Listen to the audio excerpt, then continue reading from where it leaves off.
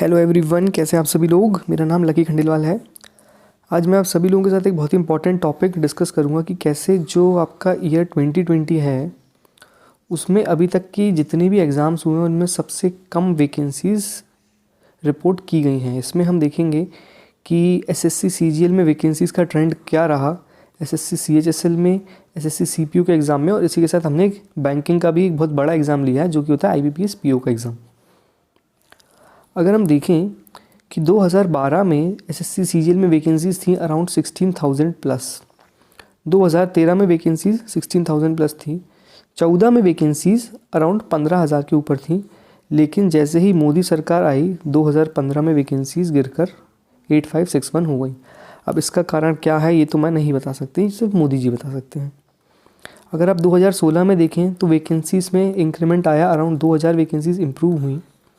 लेकिन वहीं 2017 में फिर वैकेंसीज़ घट के हो गई अराउंड 8000, मतलब फिर 2000 का डिक्रीमेंट आया।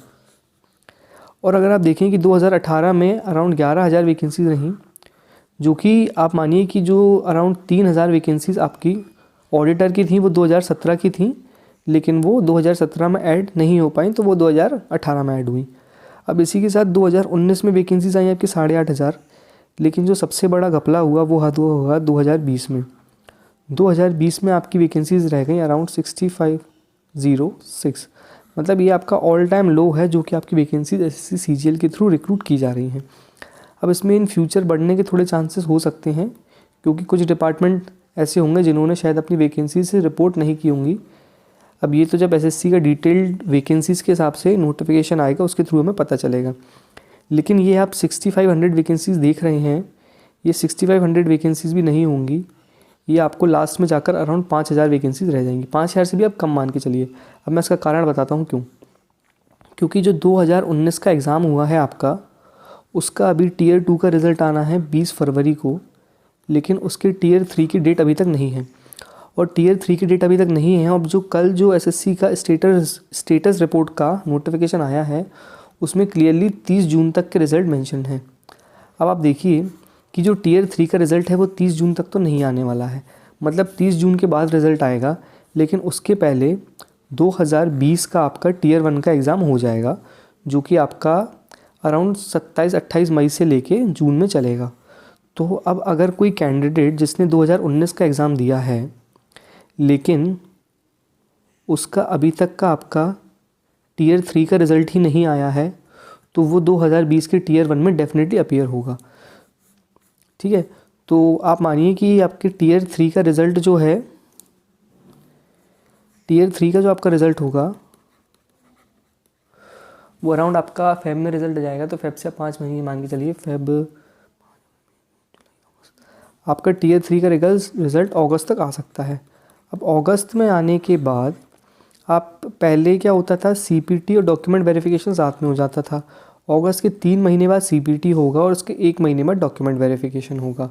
तो आप मान के चलिए कि आपकी सीजीएल 2019 की जो ज्वाइनिंग होगी वो आपकी अराउंड मई जून 2022 तक जा सकती है फाइनल रिज़ल्ट आने के बाद। अब ये जो सारे कैंडिडेट्स होंगे, जितने भी ये हैं कैंडिडेट्स, वो डेफिनेटली सीजीएल 2020 का एग्ज़ाम देंगे। अब इसमें जो 6,506 वैकेंसीज़ हैं, इसमें अराउंड 2 से 3,000 बच्चे आप रिपीटेड मान के चलिए जो कि सीजीएल 2019 के थ्रू सेलेक्टेड होंगे। तो जो फ्रेश पोस्ट होंगी वो 2020 में काफ़ी कम रह जाएंगी। तो ये एक एसएससी का बहुत बड़ा एक हम लूप होल कहेंगे कि अगर टीयर 3 का रिज़ल्ट जो है वो जल्दी आ जाता है तो इससे 2020 के बच्चों को बहुत फ़ायदा मिलेगा। नेक्स्ट अगर हम वैकेंसीज़ का ट्रेंड देखें तो हम एसएससी सीएचएसएल का एग्ज़ाम देखते हैं, जिसमें आप देखें कि 2016 में आपकी काफ़ी अच्छी वैकेंसीज़ थी, 6778 वैकेंसीज़ थी। 2017 में ये घटकर 5895 हुई। 2018 में एक थोड़ा सा इम्प्रूवमेंट था और 2019 में फिर वैकेंसीज़ कम हुई और 2020 में आपका ऑल टाइम लो रहा 4726। अब अगर आप मान के चलें कि एसएससी सीएचएसएल का जो एग्ज़ाम है इसके 2019 में अराउंड 60 लाख बच्चों ने एग्ज़ाम भरा था और 2020 में भी एक्सपेक्टेड है कि अराउंड 55 से 60 लाख बच्चों ने इसका एग्ज़ाम भरा होगा। तो आप इसमें सक्सेस रेशियो देख लीजिए कि 55 से 60 लाख बच्चों में आपको अराउंड 4700 पोस्ट को डिस्ट्रीब्यूट करना है। अब अगर हम एसएससी सीपीयू में देखें तो एसएससी सीपीयू में 2017 में वैकेंसीज़ काफ़ी अच्छी थी 3364। 2018 में वैकेंसीज़ बहुत लगभग हाफ से भी कम वैकेंसीज़ हो गई 1528। वहीं 2019 में इंक्रीमेंट हुआ और 2020 में दोबारा ऑल टाइम लो आया 1564 वैकेंसीज़ का। अब नेक्स्ट हमारा है ये IBPS PO का एग्ज़ाम। अगर आप इसमें देखें तो 2013 में अराउंड आपकी 21,000 वैकेंसीज़ थी, जो कि 2020 में 3517 वैकेंसीज़ रह गई। मतलब मानिए कि रफली 20% से भी कम वैकेंसीज़ हो गई। यही अगर हम SSC CGL में देखें तो 16,000 से 6500, मतलब रफली 40% अराउंड वैकेंसीज़ रह गई। मतलब SSC में इतना बुरा हाल है, बैंकिंग में तो उससे भी बुरा हाल है। आप देखिए कि 2013 में 21,000 वैकेंसी से ये कंटिन्यूसली ये वैकेंसीज डिक्रीज़ ही हो रही है, 21,000 से 16,000, 12,000, 9,000। फिर 2017 में बहुत कम वैकेंसीज हुई 3562, लगभग 3,000। फिर 4,000 वैकेंसी, 4,000 वैकेंसी।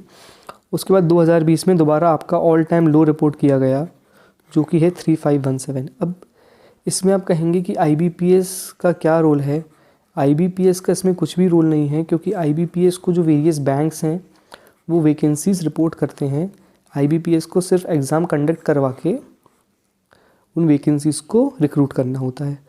अब सेम अगर हम SSC में देखें तो इसमें SSC का कोई भी रोल नहीं है। इसमें जो पूरा रोल है वो आपकी गवर्नमेंट का रोल है, क्योंकि अगर आपकी सरकार वैकेंसीज़ रिपोर्ट ही नहीं करेगी तो SSC का इसमें क्या रोल होगा। SSC का जो सिर्फ मेन रोल है वो है सिर्फ एग्ज़ाम कंडक्टिंग एजेंसी का,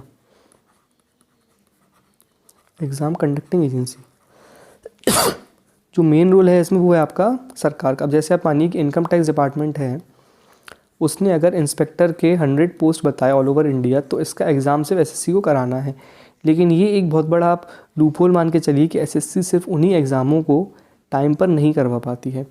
अब इसी के साथ जो अभी 2020 का ये एग्ज़ाम है, इसमें एक काफ़ी कट थ्रोट कॉम्पिटिशन होगा, क्योंकि आप मानिए कि जो भी वेरियस प्राइवेट सेक्टर में अभी जॉब का बहुत लॉस हुआ है, और उसी के साथ 2019 वाले जो बच्चे हैं वो भी रफली आप मानिए कि इस एग्ज़ाम में अपीयर होंगे।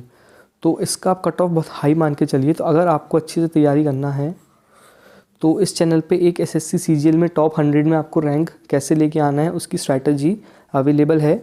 उसका लिंक मैं आपको डिस्क्रिप्शन में दे दूँगा और कमेंट में पिन कर दूँगा। वो स्ट्रैटेजी आप ज़रूर फॉलो करिए, क्योंकि इस बार 2020 में कॉम्पिटिशन काफ़ी हाई रहेगा, और अगर आपको सिलेक्शन लेना है तो आपको डेफिनेटली आपका स्कोर काफ़ी अच्छा होना चाहिए। अगर ये वीडियो आपको अच्छा लगा हो तो लाइक करें, कमेंट करें, and please subscribe to this channel. And अगर आपको कुछ भी डाउट है तो आप नीचे कमेंट कर सकते हैं। Thank you very much.